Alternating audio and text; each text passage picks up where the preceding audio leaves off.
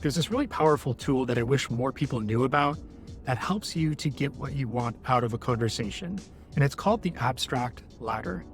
The idea of the abstract ladder is actually pretty simple. It's just a spectrum of how people tend to talk, where on one end, things are very abstract, and on the other end, they're very concrete. Abstract language is about feelings. It's the kind of the surface, the exterior of what you're talking about. It's very much based on values, but it's not something that is like a concrete set of language, which is something that is measurable. It's tangible. You can touch it. You can see it. You know whether it's there or it's not. It's very specific. And abstract ideas, they're great for aligning people. Concrete ideas are great for planning. I'll give you some examples of where you may want to use this laddering, going up the ladder or down the ladder, depending on the situation. In my professional life, where I see this happening a lot is where we'll be in a meeting and it feels like the meeting is wrapping up because we've talked for a while and now we're using a lot of abstract language. Okay, so we'll take a look at such and such issue and we'll make sure that's resolved. And then we're going to, I think we all agree that this is the best path forward and we want to do this and this, but it's all just very abstract. It talks more about the values that we want to do. Some things are slightly more specific, but you don't know that they're not concrete until someone more senior comes in the room and they say, so how do we know when we're successful? Questions that require a concrete answer, where someone will say, what does it look like? Or who will own that? Who will be the owner of that effort? What's the ETA for that? How exactly are we going to be going through that? So it's very useful there to recognize abstract language, which was doing a great job at aligning people, but it wasn't doing a good job setting a plan in place and actually getting something done. So that's where you introduce this concrete language.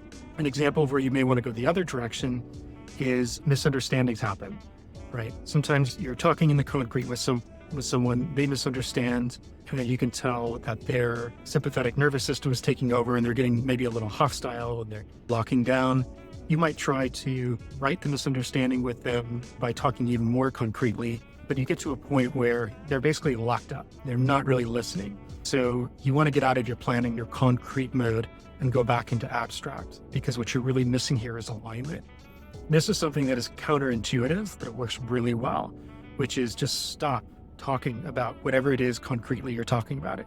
Stop it completely and shift all the way over to something that is abstract. And now you want to talk about their values, which they'll usually tell you in one way or another. So you may want to say something like, I think just first of all, what is really important here is that you feel like your voice is being heard. And I want to make sure that you're being treated fairly here.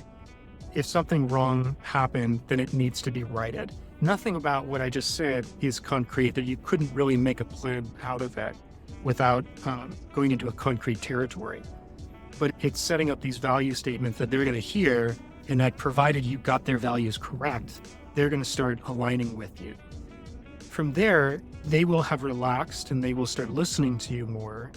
And you may actually be listening better as a result, that you can actually start speaking concretely. And in fact, your next move may not actually be saying a bunch of concrete stuff afterwards.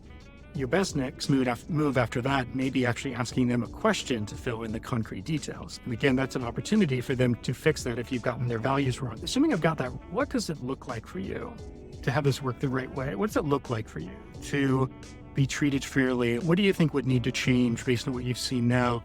So it's also like giving them a feeling that they are not on the defense, because they are now owning the solution.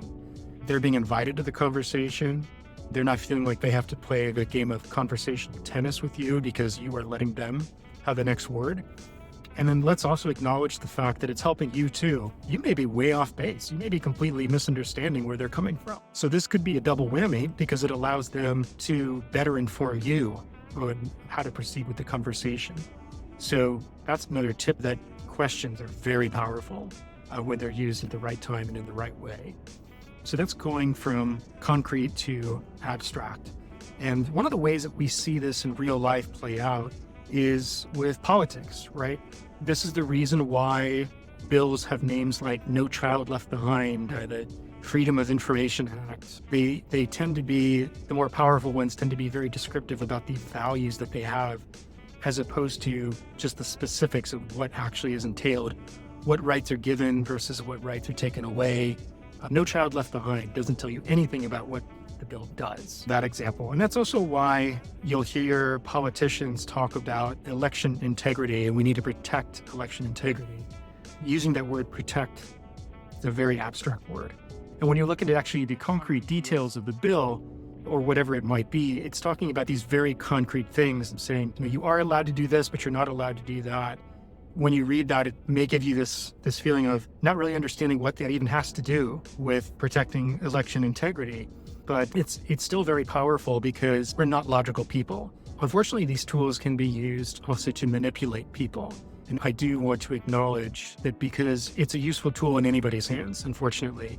I don't teach manipulation, I don't encourage it. But the example that I usually give is to think about the analogy of a knife. A knife is a powerful tool, it's very versatile, it can do a lot of things. In one person's hands, it can be used to do harm to other people. In another person's hands, it can be used to feed a family.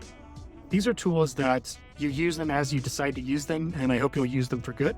I think there's something to be said about having more power in a conversation, especially when you're trying to do the right thing and when you're trying to bring people together, when you're trying to push things forward. And I think a lot of people get stuck in this, that they have ideas they want to share, they have good intentions, but it's getting other people over the line that becomes the hard part. So try out the abstract ladder. Start by just paying attention to what mode people are in, pay attention to what mode you are in, and see what happens.